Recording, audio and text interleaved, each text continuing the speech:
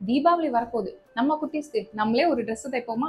எப்படி அப்படின்னு தானே கேக்குறீங்க. நான் சொல்றேன். ஒரு ஆல்ரெடி இருக்கக்கூடிய ட்ரெஸ்ஸை வச்சு எப்படி மெஷர்மெண்ட்ஸ் எடுக்கணும், எப்படி அதை வந்து பேட்டர்ன் மேக் பண்ணணும், அந்த பேட்டர்னை வந்து எப்படி துணியில வச்சு கட் பண்ணணும், எப்படி துணியை ஸ்டிச் பண்ணணும், இப்படி எல்லாத்தையுமே ஸ்டெப் பை ஸ்டெப் நான் சொல்லி தர போறேன். ஸோ இது எல்லாத்தையுமே நம்மளோட யூடியூப் சேனல்ல ரொம்பவே தெளிவா தமிழ்ல உங்களுக்கு ரொம்ப ஈஸியா புரியுற மாதிரியான வீடியோஸ் தான் நான் அப்லோட் பண்ணியிருக்கேன்.